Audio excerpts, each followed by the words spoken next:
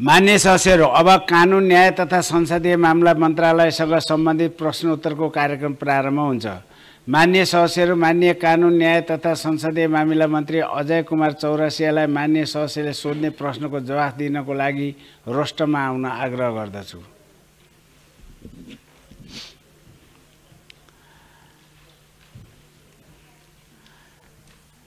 मान्य सदस्यहरू, अब प्रश्नकर्ता मान्य सदस्य भुवनबहादुर सुनारलाई आफ्नो प्रश्न सोध्न समय उपलब्ध गराउँछु।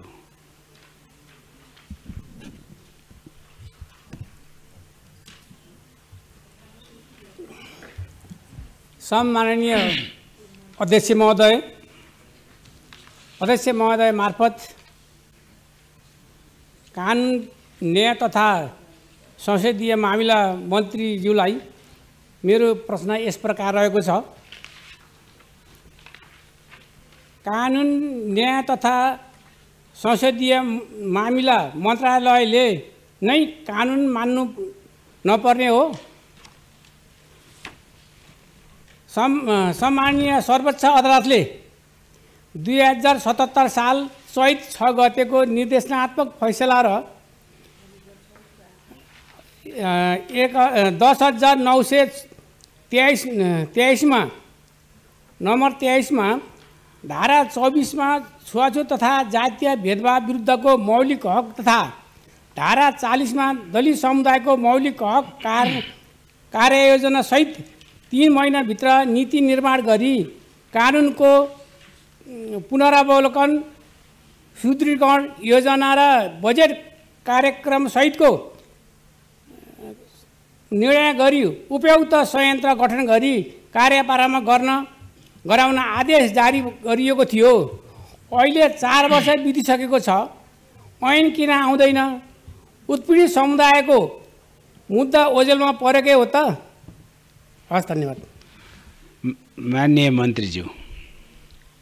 सम्माननीय अध्यक्ष महोदय, प्रश्नकर्ता माननीय भुवन बहादुर सुनवारजीले प्रश्न गर्नुभएको छ। नेपालको संविधानले प्रत्याभूत गरेको मौलिक हकको कार्यान्वयन गर्न नेपाल सरकार प्रतिबद्ध रहेको र यसका लागि आवश्यक पर्ने कानुन निर्माण गर्न मन्त्रालय क्रियाशील रहेको बेहोरा निवेदन गर्न चाहन्छु।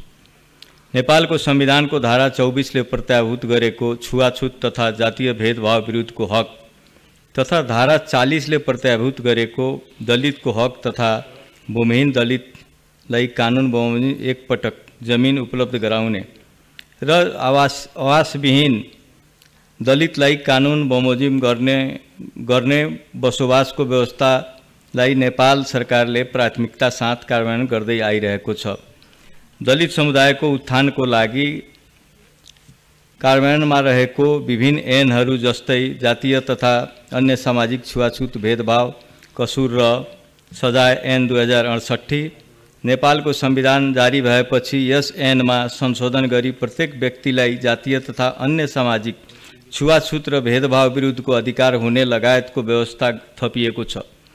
मुल्की अपराध संहिता 2074 दफा 160, दफा 161 र 166 मा अनिवार्य तथा निःशुल्क शिक्षा सम्बन्धी ऐन 2075, जनस्वास्थ्य सेवा ऐन 2075, आवास अधिकार सम्बन्धी ऐन 2075, भूमि सम्बन्धी ऐन 2021 मा 8औं संशोधन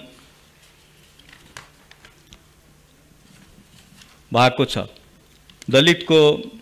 दलित र सीमान्तकृतको आवासको लागि भूमि ऐन प्रतिनिधि सभाको समितिमा छलफलमा गइसकेको छ र सरकारले व्यवस्था गरे अनुसार जनता आवास कार्यक्रम, सुरक्षित नागरिक आवास कार्यक्रम, विपन्न आवास कार्यक्रम र मदन भण्डारी आवास योजनाहरू सरकारले सञ्चालन गरेको छ। त्यसले दलित सीमान्तकृतलाई आवास दिने व्यवस्था गरेको छ। नेपाल सरकारले दलित समुदायको हकको सम्बोधन तथा प्रवर्धनका लागि उक्त समुदायको पदपूर्तिमा विशेष व्यवस्था गरेको छ। निजहरूलाई छुट्टै प्रतिशत निर्धारण गर्दै आएको बेहोरा अनुरोध गर्दछु। सो व्यवस्था निजामती सेवा ऐन 2049, प्रहरी नियमावली 2071, सशस्त्र प्रहरी नियमावली 2072, शिक्षक सेवा आयोग नियमावली 2057 लगायतमा उल्लेख भई कार्यान्वयनमा रहेको छन्। दलित समुदायको उत्थानका लागि गठित राष्ट्रिय दलित आयोगसँगको सहकार्य नेपाल सरकारले दलित समुदायको विकास तथा हितका लागि आवश्यक कार्य गरिरहेको छ। सङ्घीय संसदमा विचाराधीन रहेको सङ्घीय निजामती सेवाको गठन, सञ्चालन र सेवाका शर्त सम्बन्धमा व्यवस्था गर्न बनेको विधेयकमा खुला प्रतियोगिताद्वारा पदपूर्ति गर्दा दलित समुदायलाई 15.5% र महिला उम्मेदवार बीच पदपूर्ति गर्दा 12.7%, सशस्त्र प्रहरी बल नेपाल सम्बन्धी कानुनलाई संशोधन तथा एकीकरण गर्न बनेको विधेयक र नेपाल प्रहरी सम्बन्धी कानुनलाई संशोधन तथा एकीकरण गर्न बनेको विधेयकमा दलितलाई 15% र विद्यालय शिक्षा सम्बन्धी कानुनलाई संशोधन र एकीकरण गर्न बनेको विधेयकमा दलित समुदायलाई 12.7%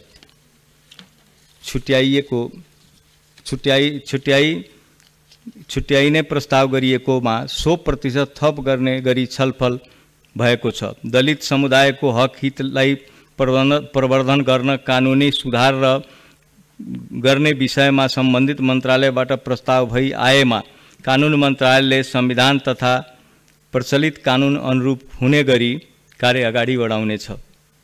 कानुन र न्याय तथा संसदीय मामला मन्त्रालयले कानुन पालना नगर्ने होइन, आफ्नो अधिकार क्षेत्रमा विषयमा कानुन मस्यौदा गर्ने, अन्य मन्त्रालयको अधिकार क्षेत्रका विषयमा निर्माण गर्ने कार्यहरूमा सहजीकरण तथा सहमति प्रदान गर्दै आएको बेहोरा मान्य सांसदज्यूलाई अनुरोध गर्न चाहन्छु। धन्यवाद। अब प्रश्नकर्ता माननीय सदस्यलाई पूरक प्रश्न सोध्न चाहनुहुन्छ भने आफ्नो प्रश्नसँग सम्बन्धित विषयमा केन्द्रित रही 1 मिनेटभित्र पूरक प्रश्न सोध्न समय उपलब्ध गराउँछु।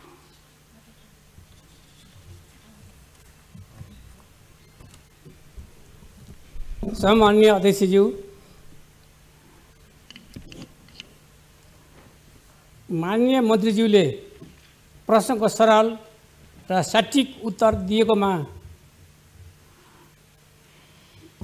सम्माननीय अध्यक्षज्यू मार्फत माननीय मन्त्रीज्यूलाई धन्यवाद दिन चाहन्छु र मेरो पूरक प्रश्न यस प्रकार छ।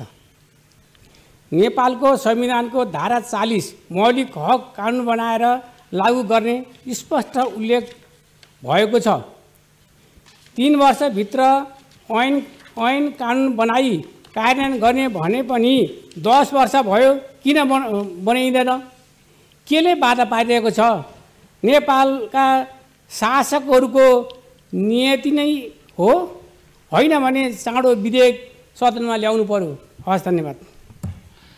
माननीय मन्त्रीज्यू, नेपालको संविधानको धारा 24 र 40 ले प्रत्याभूत गरेको दलितको हक तथा भूमिहीन दलितलाई कानुन बमोजिम एकपटक जमिन उपलब्ध गराउने व्यवस्थामा सरकार लागि परेको छ र सरकारले आफ्नो सामर्थ्य अनुसार यसमा काम गरिरहेको छ र थप आवश्यक कानुनहरू बनाउनु पर्ने भए अविलम्ब आवश्यकता अनुसार नेपाल सरकारले कानुन न्याय तथा संसदीय मामला मन्त्रालयले कानुन बनाउनेछ। धन्यवाद। माननीय सदस्यहरू, अब प्रश्नकर्ता माननीय सदस्य भुवन सुनारलाई आफ्नो अर्को प्रश्न सोध्न समय उपलब्ध गराउँछु। सम्माननीय अध्यक्ष महोदय, मार्फत मन्त्रीज्यूलाई मेरो प्रश्न यस प्रकारको छ। जनमानसमा बिचौलिया सम्भ्रान्त दलाल भ्रष्टहरूले न्यायमा पकड जमाएको भन्ने आरोप छ। अब न्यायप्रति जनताको भरोसा बढाउन तथा जनताको पहुँच पुर्याउन कसरी काम गर्नु पर्ला एवं न्याय प्रशासनलाई छिटो छरितो र जनउत्तरदायी बनाउन मन्त्रीज्यूले कस्तो योजना बनाउनु भएको छ? हस्, धन्यवाद। माननीय मन्त्रीज्यू। सम्माननीय अध्यक्ष महोदय, माननीय भुवन बहादुर सुनारजीले प्रश्न गर्नुभएको छ। नेपालको संविधानमा उल्लेख भए बमोजिम न्याय प्रशासनलाई छिटो छरितो सर्वसुलभ र मितव्ययी, निष्पक्ष र प्रभावकारी जनउत्तरदायी बनाउने उद्देश्यका साथ विभिन्न अध्ययन प्रतिवेदनको पहिचान गरी सुधारका लागि पेश गरेको सिफारिस तथा सिफारिस समेतलाई को आधारमा न्याय प्रशासनसँग सम्बन्धित केही ऐन जस्तै सर्वोच्च अदालत ऐन 2048, राजस्व न्यायाधिकरण ऐन 2031, बैंकिङ कसुर ऐन, सजाय ऐन 2064, न्याय प्रशासन ऐन 2073 लगायतको ऐनमा समेत संशोधन गरी सुधार गर्नेतर्फ आवश्यक प्रक्रिया अगाडि बढाइएको छ र अहिले सम्मानित सर्वोच्च अदालतमा मुद्दाको संख्या अत्यधिक भएका कारण न्याय सम्पादनमा लाग्न गरेको समयलाई कम गर्ने उद्देश्यका साथ न्याय प्रशासनसँग सम्बन्धित कतिपय ऐनहरू सुधार गर्ने कार्यहरू भइरहेको छ। नेपाल सरकार नागरिकको मौलिक हकको उच्च सम्मान गरी त्यस्ता हकहरूको कार्यान्वयन गर्न उच्च प्राथमिकता साथ निरन्तर कार्यरत रहेको छ। न्यायमा जनताको पहुँच बढाउने मन्त्रालयले विभिन्न क्षेत्रमा कानुनी साक्षरता र सचेतना कार्यक्रमहरू आयोजना गरी कानुन सम्बन्धी जानकारी दिइरहेको छ। नेपालको संविधानले प्रत्याभूत गरेको नागरिक निशुल्क कानुनी सहायता सम्बन्धी हकको पूर्ण रूपमा कार्यान्वयन गरी आम नागरिकको न्यायमा पहुँच अभिवृद्धि गर्न यस सम्बन्धी विधेयक मस्यौदा तयार गरी सो मस्यौदामा नेपाल सरकारले विषयगत समिति तथा देशव्यापी रूपमा छलफल सम्पन्न गरिसकेको छ र उक्त विधेयक छिटै सङ्घीय संसदमा पेश गरिनेछ। न्याय प्रशासनलाई व्यवस्थित बनाउन तथा न्यायपालिकाको काम कारबाहीलाई प्रभावकारी बनाउन सर्वोच्च अदालतले न्यायपालिका 5औं पञ्चवर्षीय रणनीतिक योजना बनाई फरक मुद्दा व्यवस्थापन पद्धति डीसीएम कार्यबोझ बढी भएको अदालतहरूको विशेष व्यवस्थापन र मानव संसाधन विकास लगायतको विभिन्न प्रक्रिया अवलम्बन गरी न्याय सम्पादनको कार्यलाई छिटो छरितो बनाउने प्रयास भइरहेको छ। साथै अदालतको सूचना प्रविधिको संस्थागत विकास र उपयोगमा समेतले अदालतका काम कारबाही प्रभावकारी बनाउने प्रयास भइरहेको छ। धन्यवाद।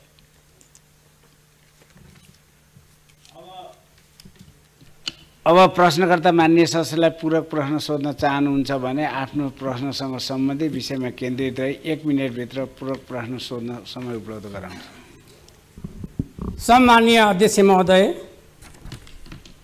मेरो लामो प्रश्न छैन।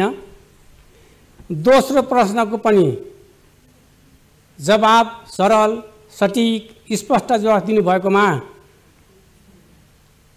सम्माननीय अध्यक्ष मार्फत माननीय मन्त्रीज्यूलाई धन्यवाद दिन चाहन्छु। र मेरो दोस्रो पूरक प्रश्न यस प्रकार छ। कति देशहरूमा अदालतले शासन गर्न खोजेको जस्तो देखिन्छ, नेपालमा त्यस्तो छैन। तर बाल यौन अपराधमा 11 वर्ष कैद सजाय भएका,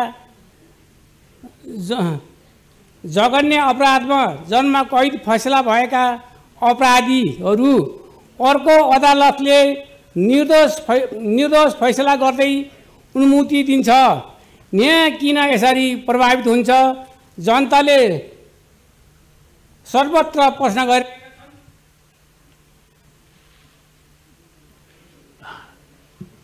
माननीय मन्त्रीज्यू। सम्माननीय अध्यक्ष महोदय, नेपालको न्यायपालिका विश्वकै र साउथ एसियाकै उत्कृष्ट न्यायपालिकामा पर्छ। न्यायपालिकाको मुद्दा हेर्ने जुन गोला लगाउने प्रक्रिया छ पारदर्शी छ र न्यायपालिकामा मुद्दाको चाप बढी भएको, संसाधन र न्यायमूर्तिको संख्या कम भएको र बालबालिकाको मुद्दा हेर्नको लागि बाल अदालत समेत सरकारले न्याय परिषदको सिफारिसमा गठन गरिसकेको र माननीयजीले उठाउनु भएको विषयहरूमा अझ कानुन न्याय संसदीय मामला मन्त्रालयले सम्मानित सर्वोच्च अदालतसँग छलफल गरेर अझ सुदृढ सुलभ न्याय मिलोस् भन्ने व्यवस्थाको लागि छलफल चलाउनेछ। धन्यवाद। अब माननीय मन्त्रीज्यूलाई आसन ग्रहणको लागि अनुरोध गर्छु।